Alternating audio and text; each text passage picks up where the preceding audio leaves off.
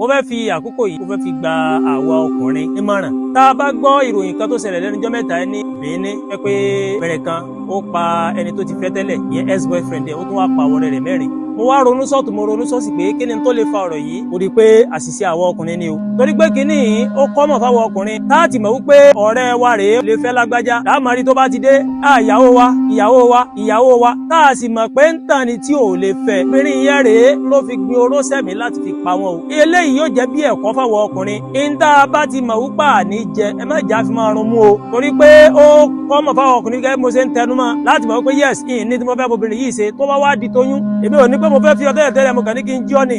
Èmi ó kàgbọ́ yín kàgbọ́ ọmọ lásán ni mi lè fi ọ. Irú obìnrin bẹ́ẹ̀ bí ò bá ṣépè fún ọ gan ẹlẹ́dàá rẹ̀ gan rẹ̀ yóò fìyà jì ọ́. In ló fi jẹ́ pé àwọn ọkùnrin agbọ́dọ̀ ní àníyàn tó dáa tábà tiẹ̀ la fẹ́ ní ẹlòmíì tá a bá ń fẹ́. Ẹja ńlá níyàn pé sẹ́ẹ̀bù fẹ́ fẹ́ ni. Pípé ń tá a bá ní jẹ ẹ má jà fi run mú o. Tí yóò jẹ́ bí ẹ̀kọ́ fáwọn ọkùnrin ìyàwó wa nítorí pé ń wá ń gbóúnjẹ wá ń bá yín dáná wá. Ẹ sì mọ̀ pé ọ̀rẹ́ yín ò ní fẹ́ ó kàn ń jẹ lásán nítorí pé kò sí. Bọ́kùnrin ò bá ní fẹ́ yàn àwọn ọ̀rẹ́ rẹ̀ ó mọ̀.